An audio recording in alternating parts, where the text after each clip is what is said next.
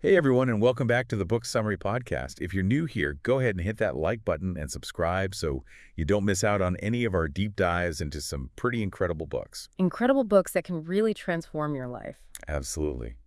And speaking of transformation, today we're diving deep into Heal Yourself by Wow. Amy Bescher. Oh, this is a good one. Now, before you click away thinking, hey, I'm not sick, this isn't for me, hold on a sec. This book is about way more than just like addressing illness. Right. It's about understanding how our emotions and energy impact our overall well-being. Yeah, it's for anyone who wants to feel better, right? In their Right. body, mind, and spirit, regardless of whether they're facing a specific health challenge or not. Exactly. It's about tapping into our own innate healing power, which we all possess. Yeah, I think one of the things I find so fascinating about Amy's approach is that it combines really practical techniques with the deep understanding of the mind-body connection. Absolutely. And to really get a sense of where this approach comes from, let's start with Amy's personal story. She had a pretty rough journey with chronic Lyme disease. Yeah, and her story really highlights how debilitating chronic illness can be, not just physically, but emotionally and mentally as well. It's it impacts every aspect of your life. Oh, for sure. And it's heartbreaking to read about her struggles with conventional treatments not working, Yeah. the frustration of misdiagnoses, and that feeling of being trapped in her own body. And sadly, her experience with Lyme disease isn't uncommon, right? Oh, no. Lyme is notoriously difficult to diagnose. Yeah. A lot of people suffer for years before getting an accurate diagnosis and proper treatment. And during that time, they're just going through all these different doctors and tests trying to figure out what's wrong. It's true. And Amy talks about how that delay in diagnosis and the intense focus on fighting the disease actually created more stress and resistance in her body, which ultimately hindered her healing. It's almost like the more she tried to force it, the more she pushed back against it, the more entrenched it became. Yeah. It's counterintuitive, but sometimes our resistance to what is can actually make things worse. I can definitely relate to that. Like when you're dealing with a chronic condition, it's easy to get caught in this cycle of trying to fix it, to attack it, to force it into submission. But what if that approach is actually making things worse? Exactly. That's the question that Amy started asking herself, and it led her to a really profound realization that sometimes the most powerful thing we can do is surrender. Okay, before we go any further, let's just pause for a second because I know that word surrender can be a bit triggering. Oh, yeah, I get that. A lot of people hear surrender and they think, giving up. No way. Yeah. I'm a fighter. Yeah, it has those connotations, doesn't it? Like weakness or defeat. Right. But Amy's not talking about giving up on healing or resigning yourself to a life of suffering. She's talking about a different kind of surrender. So what does she mean by surrender? She describes it as a conscious choice to let go of resistance, to stop fighting against what is, Okay. and to trust the wisdom of your body. It's about acknowledging that there's a bigger intelligence at play, a force that's guiding us towards healing, even if we don't always understand it. Okay, I'm starting to see the distinction here. It's not about passively accepting illness. It's about releasing the struggle, the tension, the fear that's often keeping us stuck. Exactly. It's like when you're holding onto a rope really tightly, the harder you grip, the more it hurts. But if you just relax your hand and let go, the pain disappears. That's such a great visual. And it makes so much sense when you think about it. When we're constantly fighting against our experience, we're creating so much internal conflict, which can actually block our healing. Yeah, it's exhausting, and it keeps us stuck in this cycle of suffering. But when we surrender, we create space for something new to emerge, something that might even be better than what we were clinging to before. Exactly. And Amy provides some really practical tools and techniques to help us cultivate surrender in our lives, which we'll dive into in the next part of this deep dive. Speaking of practical tools, don't forget to hit that subscribe button and turn on notifications so you don't miss out on the upcoming episodes where we'll be diving deep into those techniques. Trust me, you won't want to miss this. You'll definitely want to stick around for that. All right, so once you've started to embrace this idea of surrender, Amy outlines 4 key elements that create a foundation for healing. Kind of like building blocks, 4 elements, Yeah. like earth, air, fire, water, kind of thing. Not quite, Okay. but I like your thinking. These elements are all about optimizing the body's natural energy systems, kind of like tuning a musical instrument so it can play its most beautiful music. Okay, I'm definitely intrigued. Tell me more about these 4 elements. Okay, so the first one is called correcting the body's polarities. Polarities. Yeah. Like Magnets. You got it. Just like magnets have a positive and negative pole, our bodies also have polarities. And those polarities can get out of whack, especially when we're stressed or dealing with illness. Okay, yeah, I can see how that would happen. So how do you correct those polarities? Do you have to, like, stand on your head or something? That might help, but there's a much simpler and more enjoyable way. Grounding. Grounding, like Yeah. walking barefoot in the grass. Exactly. Amy explains that grounding, or connecting to the Earth's energy, is essential for rebalancing our polarities. Mhm. And it's something we can do quite easily by spending time in nature, walking barefoot, or even using grounding mats indoors. Wait, hold up. Grounding mats. Like those things you plug into the wall? Not exactly. These mats are designed to mimic the Earth's electrical charge, and they can be really helpful if you live in a city or don't have regular access to nature. Interesting. I've definitely heard about grounding, but I never really understood the science behind it. Like, why does it work? Well, Amy dives into the research and explains that grounding has been shown to reduce stress, improve sleep, reduce inflammation, and even speed up healing. Wow, that is amazing. I'm starting to see how powerful this simple act of connecting to the earth can be. It's pretty incredible. So that's element number 1, grounding. What's next? Element number 2 is encouraging a crossover energy pattern. Crossover energy pattern. That sounds a bit technical. Break it down for me. Essentially, it's about ensuring that energy is flowing freely between the left and right sides of your body. You see, our bodies have these energy pathways called meridians, and when those pathways are blocked or out of balance, it can lead to all sorts of physical and emotional issues. Okay, so it's like having a traffic jam in your energy system. Exactly. And Amy introduces a simple but powerful technique called the eye trace to help get that energy flowing smoothly again. The eye trace. I'm all ears. Tell me more. It involves tracing figure eights around your eyes, which might sound a little strange, but it's actually a very effective way to stimulate those energy pathways and encourage a more balanced flow. Okay, I'm definitely going to have to try that one. On to element number 3. The third element is all about balancing the thymus gland. The thymus. Isn't that part of the immune system? You got it. And it plays a crucial role in our stress response as well. When we're constantly stressed, our thymus gland can get depleted, which weakens our immune system and makes us more susceptible to illness. Okay, starting to see how these pieces all fit together. So how do we balance the thymus? Amy recommends a technique called the thymus tap, which is basically gently tapping on the area where your thymus gland is located, which is right in the center of your chest, just below your collarbone. Interesting. I'm sensing a theme here with these techniques. They all seem so simple and accessible, Yeah. which I love. That's one of the things I appreciate about Amy's approach. She doesn't overcomplicate things. These are tools that anyone can use anywhere, anytime. Exactly. And speaking of accessibility, make sure you stick around for the next part of this deep dive, where we'll be exploring even more of Amy's incredible techniques for healing. And if you're enjoying this episode so far, don't forget to show us some love by hitting that like button. It really helps us reach more people and spread the message of healing and empowerment. Absolutely. We appreciate your support. So we've covered the first 3 elements: grounding, encouraging a crossover energy pattern, and balancing the thymus gland.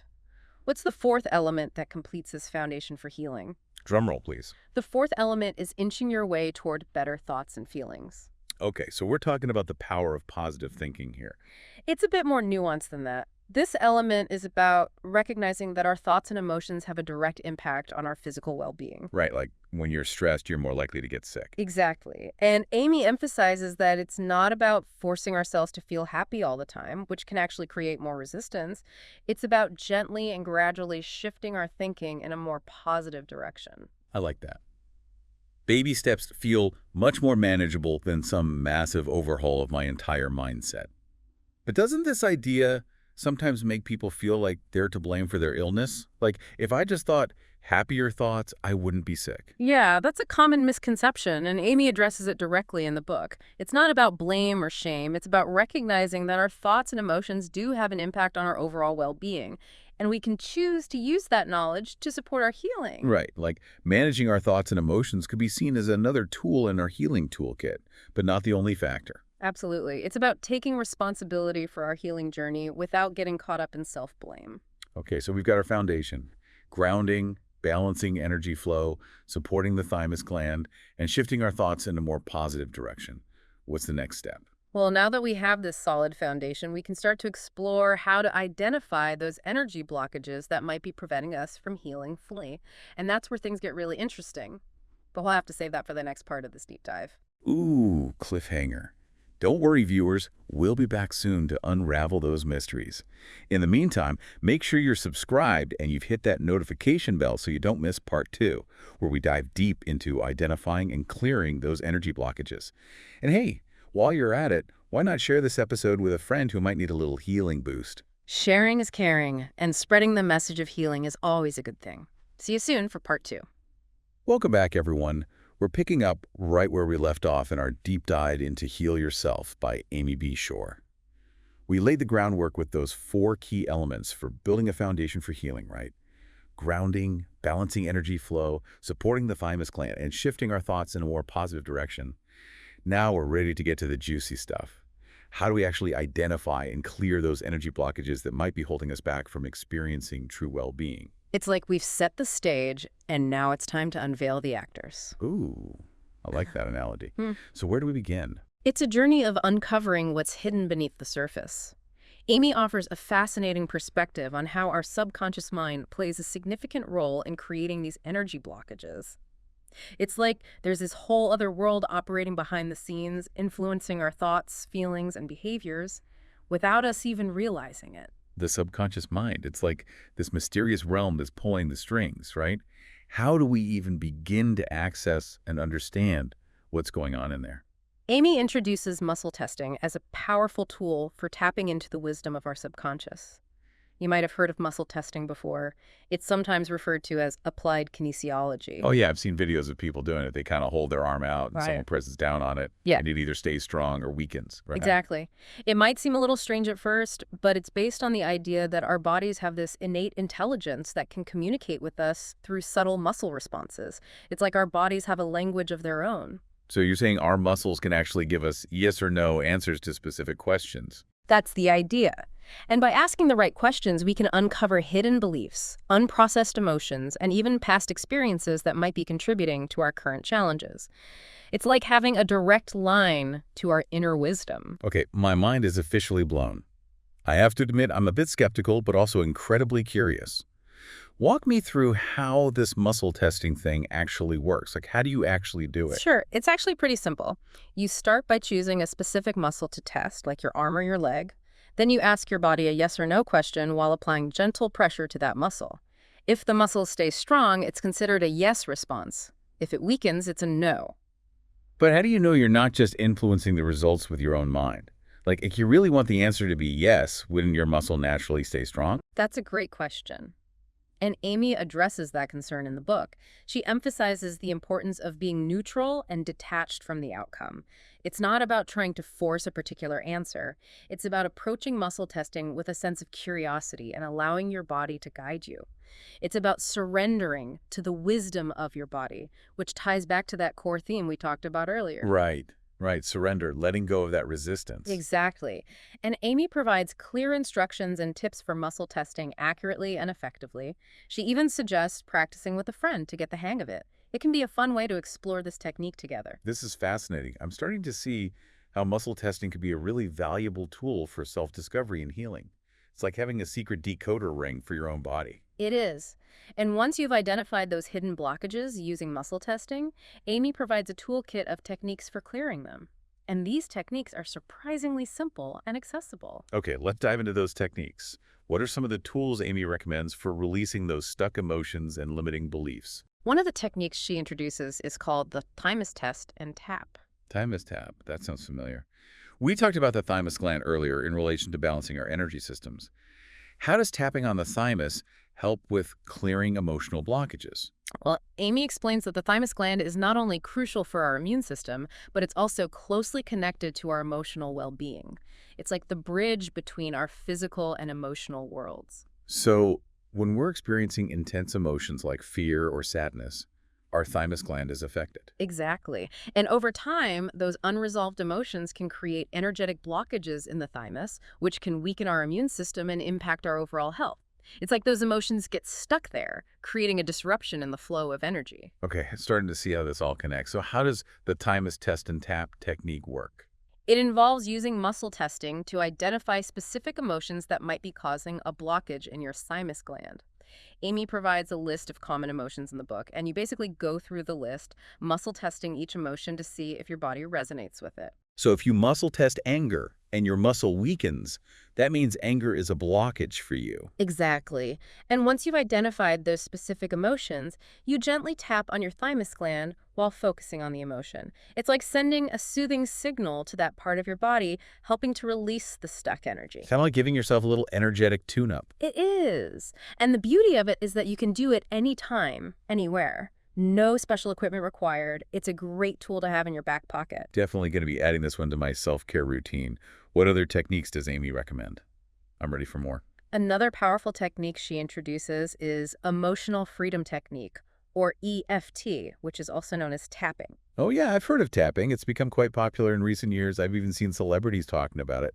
What's all the hype about? It's gaining popularity for good reason. EFT is a remarkably effective way to clear unprocessed experiences and trapped emotions.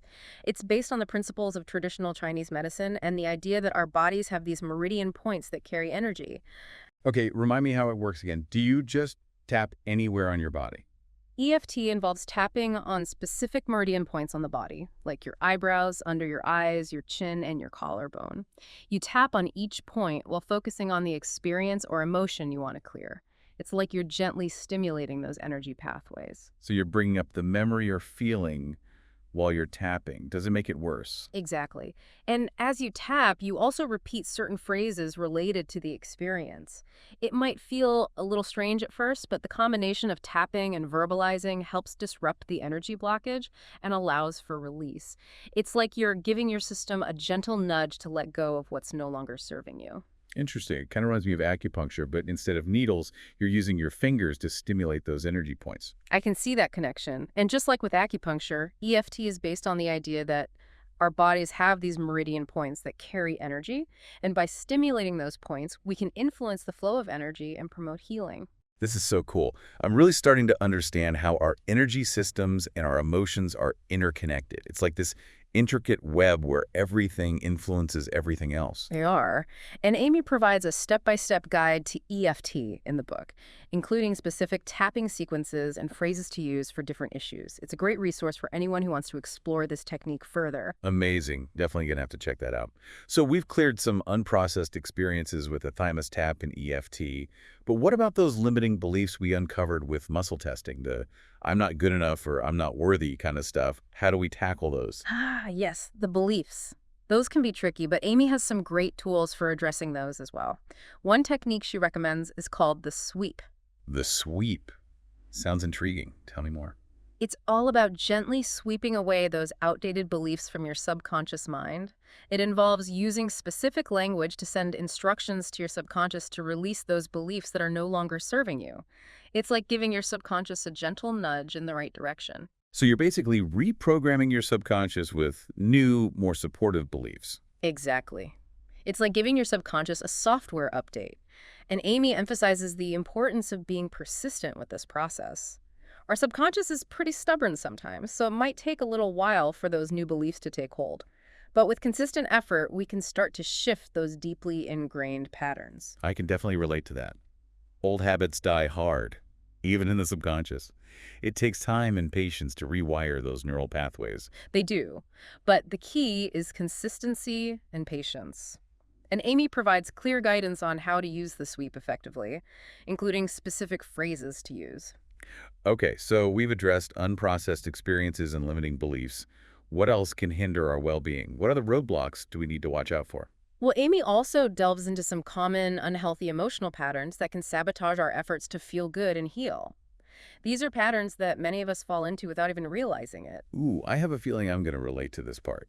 I'm always up for some self-reflection. I think we all will. She talks about things like draining language, negative self-talk, the victim mentality, and taking things personally. These are patterns that can keep us stuck in a cycle of negativity and suffering. Ooh, those are all biggies. Let's start with draining language. What does she mean by that? What kind of language are we talking about here? She points out how certain words and phrases we use habitually can actually perpetuate stress and negativity. It's like we're unknowingly reinforcing those negative patterns with our language. Like what? Give me some examples. I'm curious to see if I'm guilty of using any of these draining phrases. One word she highlights is busy. Busy. What's wrong with busy? I feel like everyone says that all the time. It's like the default response when someone asks how you're doing. It's become almost a badge of honor in our culture to be busy. But Amy argues that constantly using that word reinforces a feeling of being overwhelmed and out of control. It implies that you have no choice but to be swept along by this relentless current of tasks and obligations. Wow, I'd never thought of it that way. But she's right. I say busy all the time, and it doesn't feel good. It's like I'm perpetuating this sense of overwhelm. What other words does she mention? What else should I be watching out for? Another one is try. Try, as in, I'll try to make it to the party. Exactly. Amy suggests that using try implies a lack of commitment and sets you up for potential failure. It's like you're already giving yourself an out before you even begin. Okay, starting to see the pattern here. So instead of saying try, what does she recommend? What's a more empowering way to phrase that? She encourages using language that feels more empowering and aligned with your desired outcome. For example, instead of I'll try to make it, you could say, I'm planning to be there, or I'll let you know if my plans change. Those do feel more decisive. And what about could have? I know I use that one a lot, especially when I'm feeling regretful. That's another one she flags as potentially draining. Dwelling on could-haves keeps you stuck in the past and reinforces a feeling of powerlessness. It's like you're constantly second-guessing yourself and beating yourself up for things you can't change. Okay, I'm definitely guilty of that one. Okay. So how do you shift away from that pattern? How do you break free from the could-have trap? Amy encourages focusing on what you can do in the present moment rather than ruminating on what you could have done differently in the past. It's about taking responsibility without getting caught up in regret. Makes sense. It's about shifting our focus from the past to the present, where we actually have the power to make choices. And what about those pesky possessives? My illness, my anxiety, my bad back. Why are those problematic? Those are important to pay attention to as well. While possessives are grammatically necessary, Amy suggests being mindful of which words you choose to own. So you're saying that constantly referring to an illness as mine could actually strengthen its hold on you, like you're giving it more power by claiming it as your own. Exactly. It's like you're merging your identity with the illness. Instead, she recommends using more neutral language like the illness or this pain. It creates a sense of separation between you and the illness, which can be empowering. Okay, I'm seeing how even subtle shifts in language can create a big shift in energy. It's like we're reclaiming our power by choosing our words more consciously. And what about negative self-talk? That one feels like a universal struggle. It's like that little voice in our heads that's constantly putting us down. It's a biggie, right? And it can be so insidious because it often operates below our conscious awareness. It's like a background program that's running on autopilot, shaping our perceptions and beliefs without us even realizing it. Amy emphasizes the importance of becoming aware of our self-talk and recognizing how those negative thoughts can become self-fulfilling prophecies. Right, like if you constantly tell yourself, I'm a failure, Yeah. you're more likely to make choices that confirm that belief. It's like you're setting yourself up for failure. Exactly. Like you're programming your brain for negativity. But the good news is, just as we can program our brains for negativity, we can also reprogram them for positivity. So how do you break out of that cycle? How do you silence that inner critic and turn up the volume on that inner cheerleader? It takes practice, but Amy encourages us to challenge those negative thoughts and start replacing them with more positive and compassionate ones. It's like retraining your inner critic to become your inner cheerleader. Instead of focusing on what's wrong, start focusing on what's right. I love that. But what about when the negative self-talk stems from past experiences? Like if you were bullied or constantly criticized as a child, those negative messages can be so deeply ingrained. That's where the techniques we discussed earlier, like EFT and the thymus tap, can be really helpful. By addressing those unprocessed experiences, you can start to release the emotional charge associated with them, which can lessen the grip of those negative thoughts. So it's like tackling the root cause of the negative self-talk rather than just trying to force positive thoughts on top of it. It's a deeper level of healing. Precisely. It's about addressing the whole system, not just the symptoms. Okay, on to the next pattern. Victim mentality. I think we all know someone who gets stuck in this one. It's like they're always blaming others for their problems and never taking responsibility for their own lives. It's a common pattern, and Amy explores it with a lot of compassion. She explains that it's often a coping mechanism for dealing with pain and trauma. It's a way of protecting ourselves from feeling overwhelmed by our circumstances. Right, like if I can blame someone else for my suffering, I don't have to take responsibility for it. It's Yeah. easier to point fingers than to look in the mirror. And while that might feel protective in the short term, it ultimately keeps you stuck in a cycle of powerlessness. Because if someone else is always to blame, then you have no control over your own healing. Exactly. And Amy encourages us to recognize the victim mentality pattern without judgment and start shifting towards a more empowered perspective. It's about taking back our power and recognizing that we have the ability to choose a different path. But how do you actually make that shift? It's easy to talk about empowerment, but how do you actually embody it? Amy emphasizes the importance of taking responsibility for our healing journey, even if others have contributed to our challenges. It's not about denying the impact of what happened, but rather choosing to focus on what you can control, your own actions and responses. It's about recognizing that even in the face of adversity, we still have choices. So it's not about denying the impact of what happened, but rather choosing to focus on what you can control, your own actions and responses. Exactly. And that can feel incredibly empowering. It's like stepping out of the shadows and into the light. I can see that. It's like taking back your power and saying, I'm not going to let this define me. I'm going to choose a different path. And speaking of taking things personally, that's the next pattern Amy addresses. It's a close cousin to the victim mentality. Ooh, I feel like I'm a pro at taking things personally. It's like everything's about me. I think we all have our moments. It's a very human tendency, especially when we're feeling vulnerable. Amy explains how this pattern can lead to a lot of unnecessary suffering because we end up interpreting everything as a reflection of ourselves. Like if someone's having a bad day, I automatically assume it's because of something I did. Or if someone criticizes me, I take it as a personal attack. That's a classic example, and it can create so much anxiety and self-doubt. It's like you're constantly walking on eggshells, afraid of saying or doing the wrong thing. It totally does. So how do you stop taking things so personally? How do you develop a thicker skin? Amy encourages us to question our assumptions and consider alternative perspectives. It's about recognizing that our perception is not always reality. So like maybe that person's just having a bad day and it has nothing to do with me. Or maybe that criticism is more about them than it is about me. Exactly, and she reminds us that we're not the center of the universe. As much as our ego might want to believe that everything revolves around us, it's simply not true. Okay, that's a good reminder.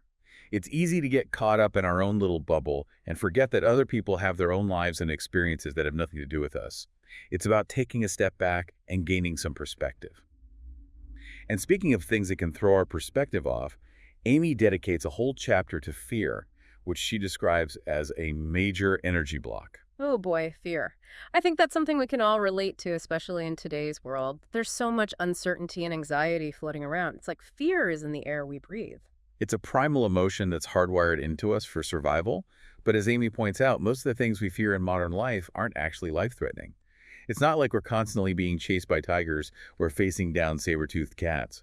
Right, like I'm more afraid of public speaking than being chased by a tiger, or more afraid of failing than of being eaten alive. But our bodies often react to those non-life-threatening fears in the same way they would react to a real threat, with a surge of adrenaline, a racing heart, and all sorts of physical symptoms. So that fight or flight response gets triggered even when we're just worried about a presentation at work or a first date. Exactly. And Amy emphasizes that if we're constantly living in that state of fear and anxiety, it can take a huge toll on our physical and emotional health. It's like we're constantly running on fumes, depleting our energy reserves. Okay, this is starting to feel a little too real.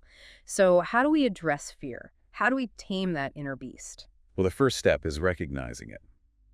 Amy encourages us to become aware of how fear shows up in our lives, both in the big things and the small things. It's about paying attention to those subtle cues, those whispers of anxiety that we often try to ignore.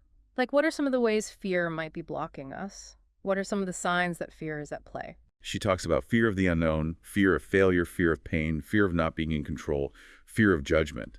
The list goes on and on. It's like fear has 1,000 faces. Okay, I'm definitely feeling seen right now. It's like she's reading my mind. I think we all are. And once we start to recognize those fear patterns, we can start to work on releasing them. It's about reclaiming our power and choosing courage over fear. And how do we do that? Are we going back to those energy techniques like EFT and the Thymus tap? Can those help with fear? Those techniques can definitely be helpful for clearing fear, but Amy also emphasizes the importance of understanding the root cause of our fears. It's about going deeper than the surface symptoms and exploring the underlying beliefs and experiences that are fueling those fears. So, like, why are we so afraid of public speaking or failure or whatever it might be? What's the story behind the fear? Exactly. She suggests exploring those fears with curiosity rather than judgment.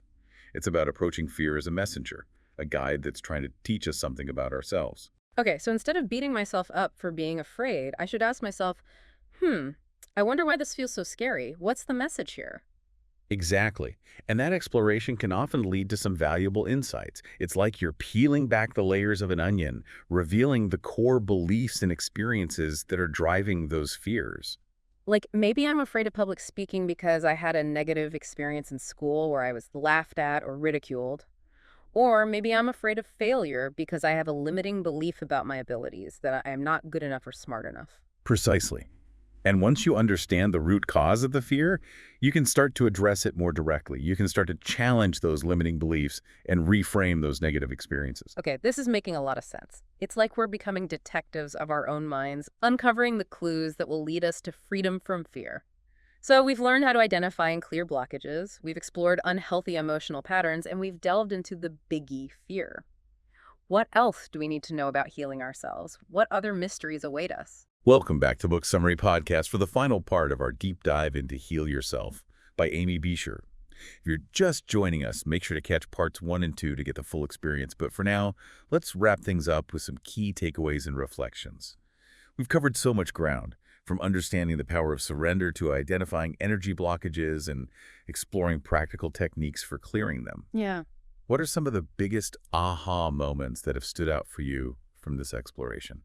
One thing that really resonates with me is Amy's emphasis on personal responsibility without blame, you know? Yeah. It's not about beating ourselves up for past choices or feeling like we're somehow flawed, but it's about recognizing that we have the power to choose a different path, to step into our role as like conscious creators of our own well-being. I love that. It's about empowerment, not guilt tripping.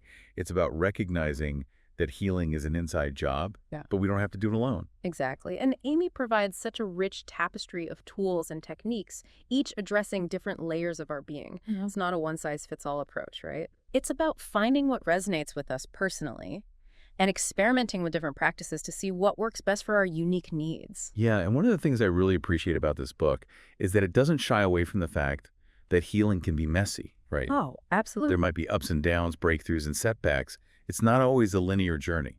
So true. And Amy normalizes those experiences, reminding us that it's okay to not have all the answers, to stumble along the way. You know, it's all part of the process. It's about being patient with ourselves and trusting the process. And speaking of trusting the process, one of the key messages that keeps coming up for me is the importance of listening to our bodies.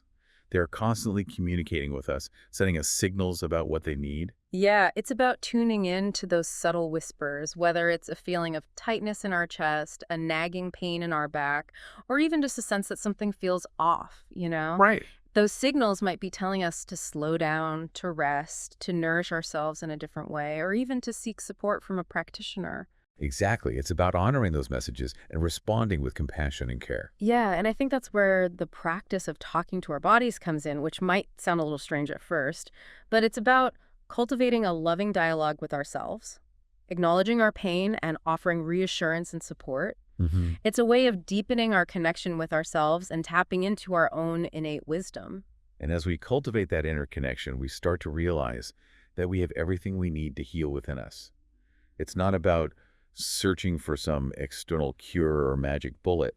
It's about awakening to the power that resides within each and every one of us. Beautifully said. And that's what makes this book so empowering. It's a reminder that healing is not only possible, it's our birthright. Absolutely. And I think one of the most powerful takeaways from this deep dive is that healing is not just about addressing physical symptoms. It's about becoming who we truly are, shedding those layers of conditioning and limiting beliefs that keep us small, and embracing our authentic selves. It's about living a life that's aligned with our values, our passions, and our purpose, like really stepping into our full potential. Right. And sometimes that journey of healing and self-discovery can feel overwhelming. Yeah. Where do we even begin? Amy suggests starting with one small step. Choose one practice that resonates with you, whether it's grounding, journaling, tapping, or simply spending more time in nature. And remember, it's not about being perfect or doing everything perfectly. It's about showing up for yourself with compassion and a willingness to explore. I love that. One small step at a time, with kindness and curiosity as our guides. Well, listeners, that wraps up our deep dive into Heal Yourself by Amy Beshear. We hope you found this exploration insightful, inspiring, and empowering. And hey, if you enjoyed this episode, make sure to hit that like button and subscribe to the Book Summary Podcast for more deep dives into life-changing books. We've got some incredible content coming your way that you won't want to miss. Absolutely. We're here to support you on your journey of learning, growth, and transformation. So until next time, keep exploring, keep healing, and keep shining your light. Remember, you have the power to heal yourself. Thanks for joining us on this journey of discovery.